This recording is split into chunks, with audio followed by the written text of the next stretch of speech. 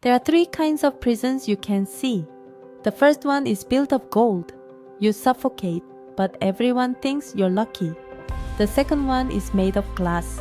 You scream, but nobody hears you. And the third one is made of rules. They take your name, they give you a number, and they tell you that you don't exist anymore. 3 girls, 3 prisons, and 1 question. What would you do if the people who were supposed to love you were the ones keeping you trapped? Stick with me, because by the end of this, you're going to realize something about yourself. Let's start with silence, not the peaceful kind, the kind that falls over a school cafeteria when you walk in. 200 students talking, laughing, and then you step through the door. Silence, not because they're scared of you, because of the 3 people standing behind you. My name is Irene, and for 16 years, I was the most protected girl in the world. I had 3 older brothers, Lucas, Lois, Leon. To everyone else, they weren't just popular, they were predators. If you looked at Lucas the wrong way, your tires were slashed by the end of the day. If you gossiped about Lois, you didn't show up to school for a week. And Leon, he didn't need to do anything, just his name was enough.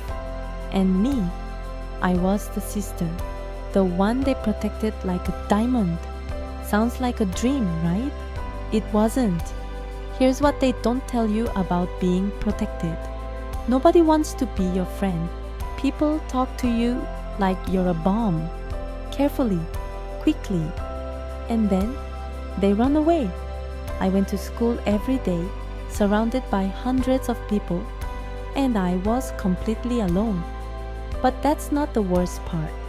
The worst part was knowing that it was my own family doing it, and they thought they were loving me. I tried to make friends once. A girl sat next to me in class. We laughed. We shared headphones. For 1 hour, I felt normal. The next day, she transferred schools.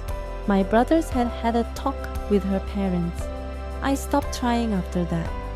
So what do you do when you're a princess in a castle? But the castle is a cage? You try to escape. I remember exactly when it happened.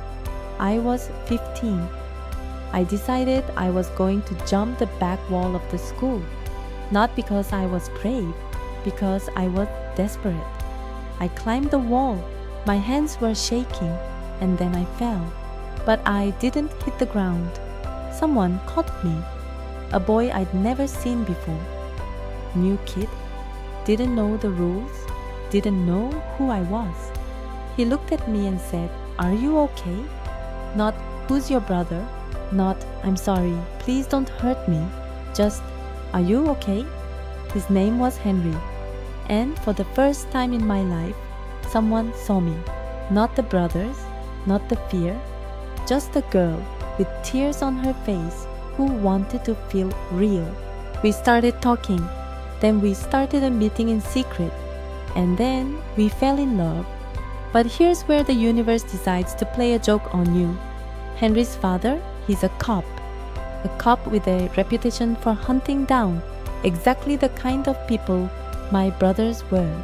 I was dating the son of the man who wanted to lock my family away. And if my brothers found out, Henry wouldn't just be in trouble, he'd be gone. So I did something I never thought I'd do.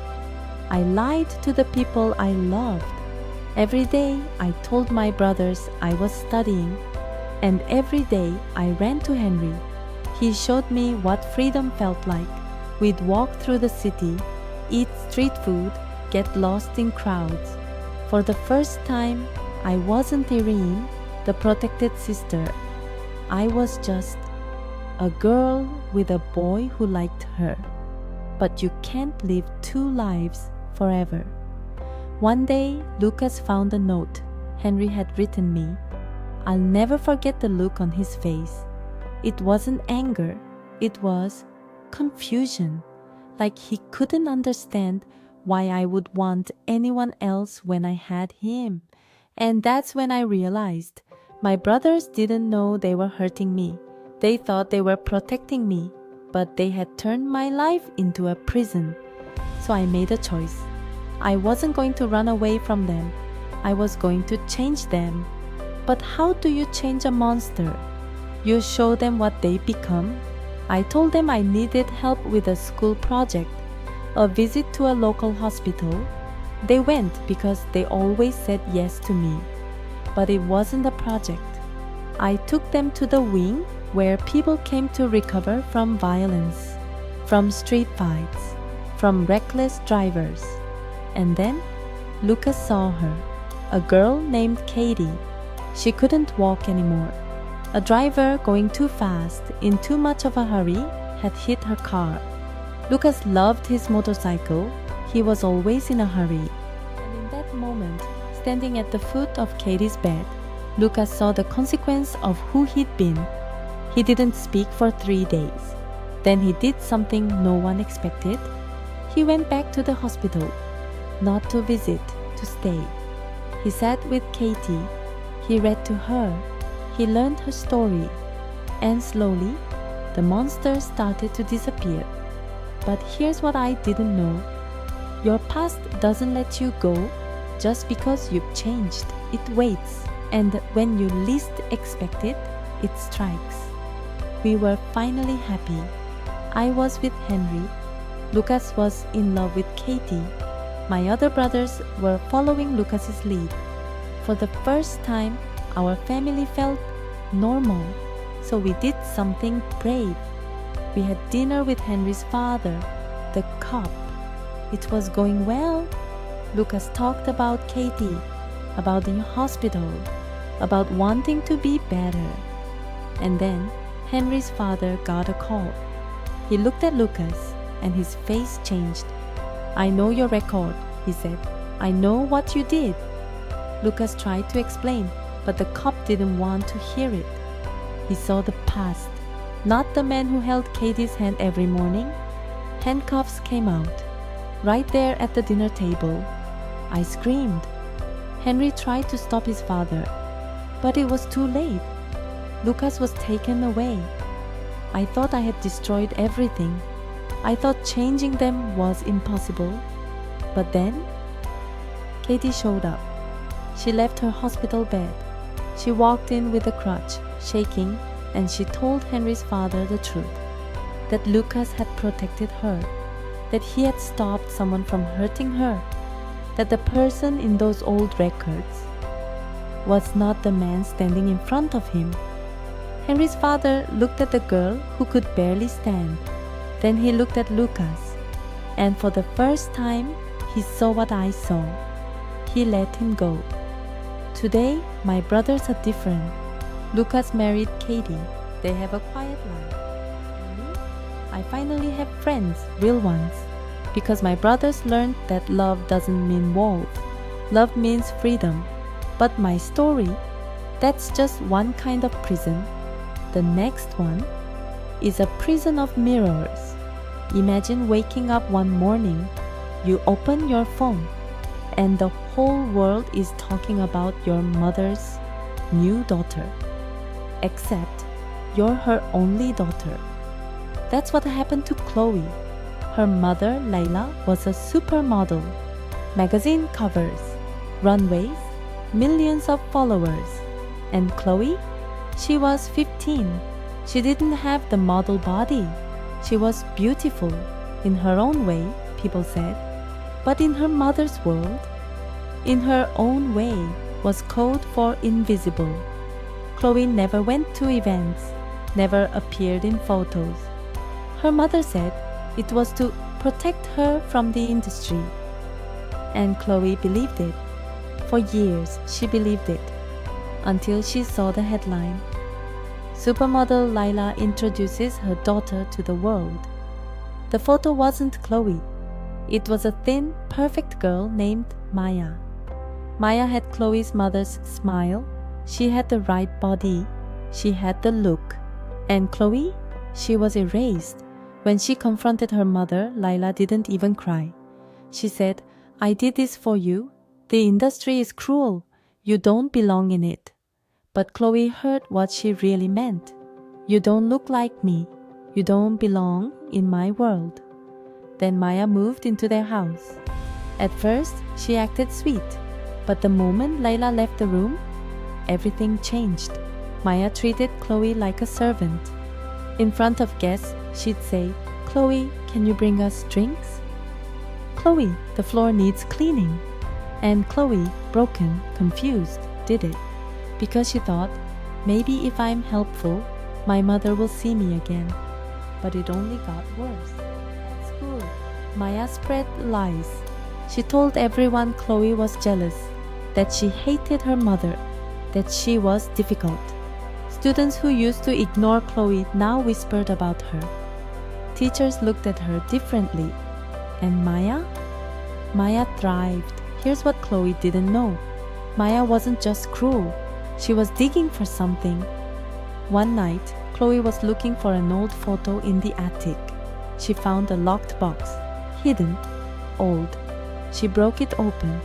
Inside were pictures of her mother, but not the supermodel, a teenage girl with a round face, with curves, with the same eyes as Chloe.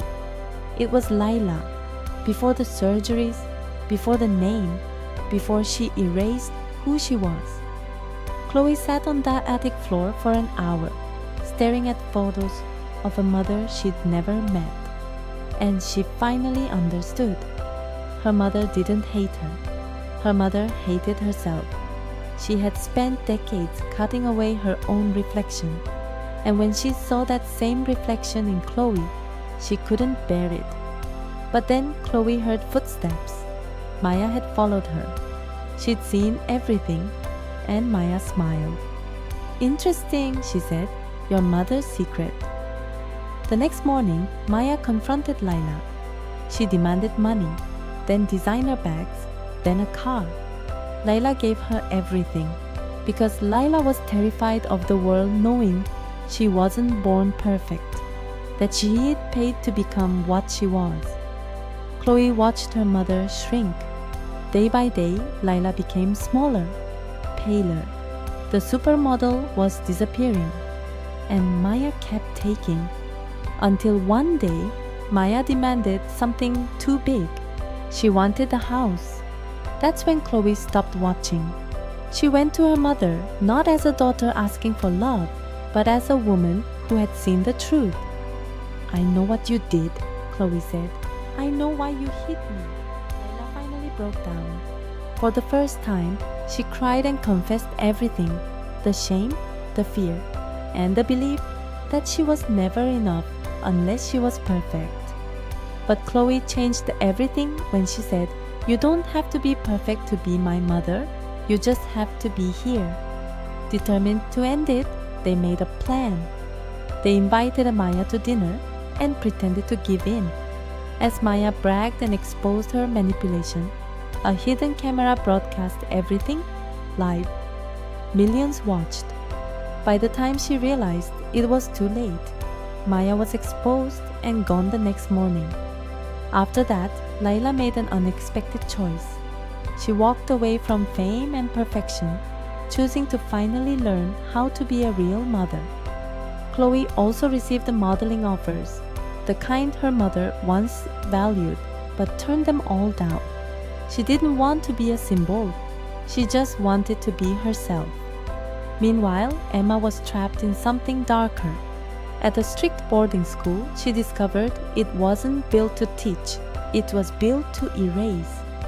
Endless rules and the feared red card stripped students of who they were. When her friend Hazel began to fade, Emma fought back. Even broken, she found a way. She exposed the truth, and within hours, everything collapsed. The students were finally free. In the end, one truth remained. Not all prisons have bars. Some are built from love, shame, or control. So ask yourself, what invisible prison are you living in? And if this story meant something to you, subscribe. More stories are coming, and one of them might be yours.